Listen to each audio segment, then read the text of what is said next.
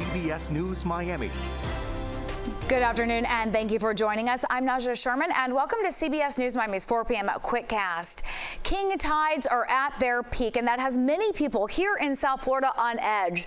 Some had to deal with flooded roads and streets. CBS News Miami's Morgan Reiner was in Hollywood. She spoke to concerned residents. Right now we're standing on North South Lake Drive in Hollywood, and you can see that because of the king tide, the water is above ground level, pouring onto the roadway. And if we pan over to the right, you'll notice that there is a drain which leads to a pump, and it's pumping the water back out into the intercoastal, but it's a never-ending cycle going around and around. Stephanie Burns loves living on North South Lake Drive. It's beautiful. I love it. It's just heavenly. Most days, specifically on days when there are no king tides. This whole street is basically completely flooded.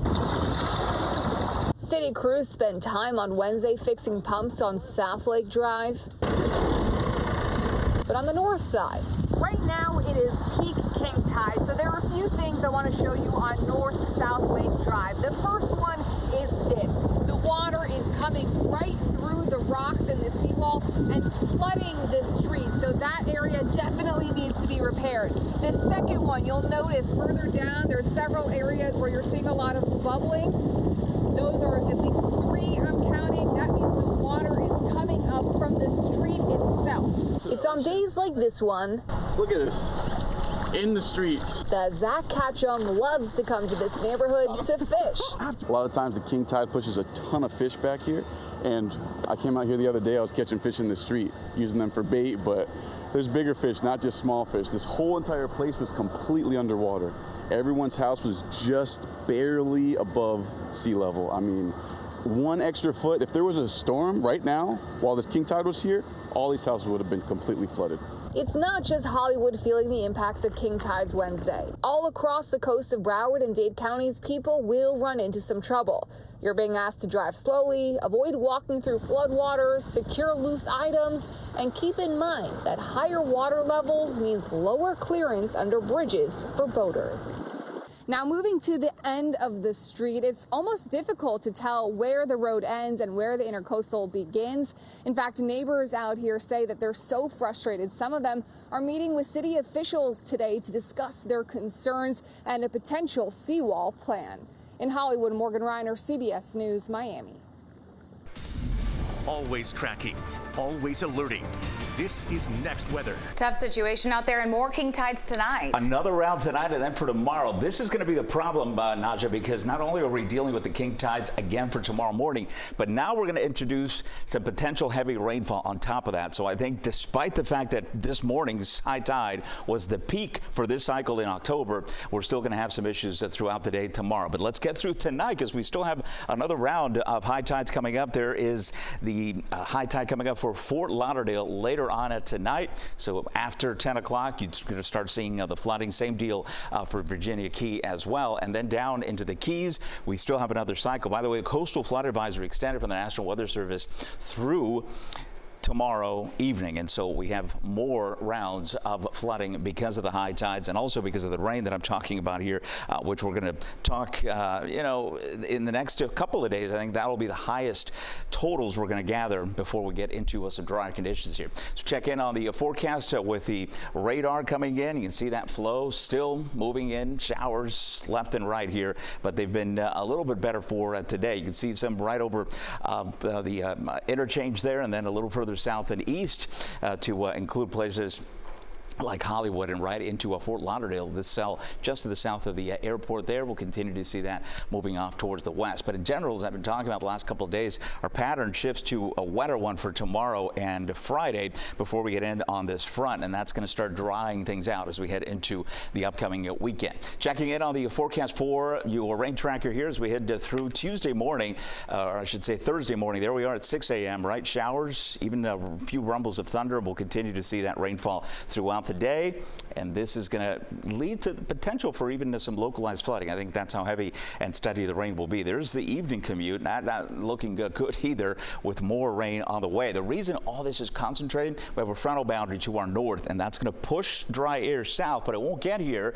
until the weekend. And so in the meantime, we're just going to pull up this moisture, and that in turn is going to result in all this heavy rainfall that I think will continue Thursday night and into Friday once again. So that is something that the Weather Prediction Center, which is why they put us at a marginal risk for flooding for tomorrow. There's that big cool down we've been talking about, but this won't come until Saturday night into Sunday. I think Saturday's still hanging on to some showers, and there is the coolest setup that we've had so far this season. Still tracking the tropics, still Jerry out there. That's the only thing in town, really. It's a tropical storm, eventually forecast to become a hurricane as it pushes off to the north and west. So you see the alerts already for the northern Leeward Islands, as this then has to be watched by Bermuda as it gets closer. Forecast then for the remainder of the week and heading into the upcoming weekend, much nicer. Saturday, some leftover showers, and then drier setting into Sunday. This may be the end of our wet season. Officially, it starts next Wednesday. I don't see any significant rain for the next couple of weeks after that, so we may be done with our daily storms. Naja. All right, Ivan, thank you. Hurricane season runs through November 30th, and the Next Weather team is making sure that you are prepared.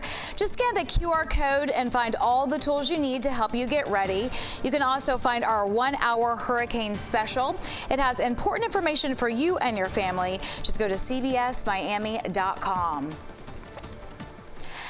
Now at 4, a person is in the hospital after being hit by a car in Davie this morning.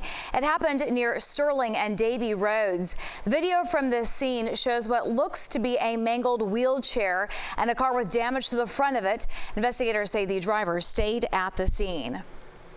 Now to an update on a story that we first brought you yesterday. The man suspected of shooting a West Palm Beach police officer has turned himself in. His name is Emmanuel McCrae. The officer is also out of the hospital. Shooting happened in a neighborhood near Palm Beach International Airport. It all began when officers pulled up to a home after reports of a fight. When they got there, officers were shot at and fired back, and that's when the officer was hit. It is still unclear what charges McCrae might face. A murder trial is underway for a Miami inmate. She gained nationwide attention after getting pregnant while she was behind bars. 30-year-old Daisy Link faces a second-degree murder charge. It's for the June 2022 murder of her husband. Officials say she became pregnant by inseminating herself. Witnesses testified this afternoon, including a detective on the murder case. We're going to have much more on this story coming up on CBS News Miami at 5. And now to the government shutdown. Today it entered its second week with no end in sight. Senate lawmakers are holding a series of votes today on dueling measures, but nothing is expected to change. Flight delays are still spreading nationwide, and that's because of understaffing. Air traffic controllers are being asked to work without pay. Concerns are growing among hundreds of thousands of furloughed workers. President Trump suggested that some of them may not get their legally mandated back pay once the shutdown ends. Former FBI Director James Comey is fighting back. Natalie Brand has the report. Former FBI Director James Comey stared straight ahead as his attorney Pat Fitzgerald entered a not guilty plea on his behalf. Comey is charged with 1 count of obstruction of a congressional proceeding and 1 count of making false statements related to 5-year-old Senate testimony during which he denied authorizing leaks to the media. I stand by what the testimony you summarized that I gave in May of 2017. CBS News legal contributor Jessica Levinson says the charges could be tough for the government to prove. The prosecution has to show here that James Comey didn't make a mistake, that he didn't have a memory issue, that he didn't intend to say one thing but accidentally said another thing. The bar for perjury is high as it should be.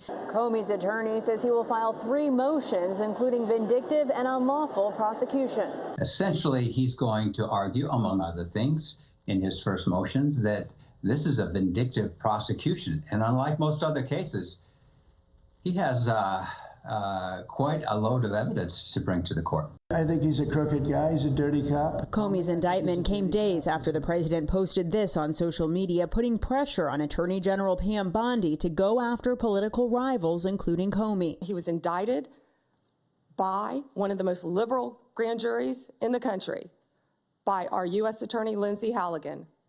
Right here in Virginia. Leading the case against Comey, President Trump's former personal attorney, Lindsay Halligan, who was appointed as the interim U.S. attorney for the Eastern District of Virginia after her predecessor resigned, facing pressure to prosecute political rivals.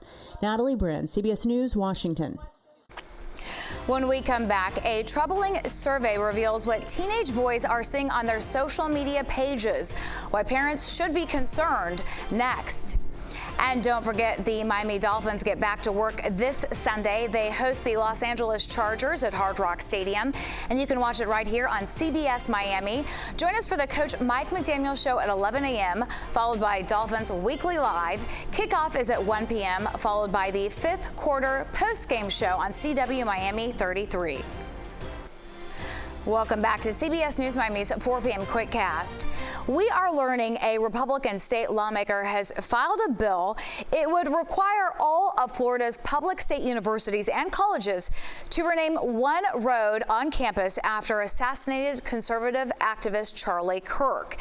Here in South Florida, that would mean renaming streets at FAU, FIU, and Miami-Dade College to Charlie James Kirk Drive.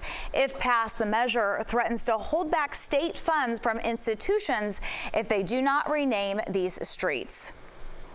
In today's Health Watch, new research shows insight on what your teen son is really seeing on social media, and the results may be concerning. A survey from Common Sense Media reveals that boys are seeing content that promotes masculinity and suggests troubling things about girls. 90% of boys see messages about body image, and that can make boys feel like they should change their appearance. The survey also shows about 70% of boys regularly see content promoting gender roles in problematic ways. That includes posts suggesting girls prefer to date a particular kind of guy. Research suggests that when negative messages about females are normalized online, it can cause offline violence. And that does it for your CBS News Miami Quickcast. I'm Naja Sherman. Stay tuned for more news right here on CBS News Miami, and have a great day.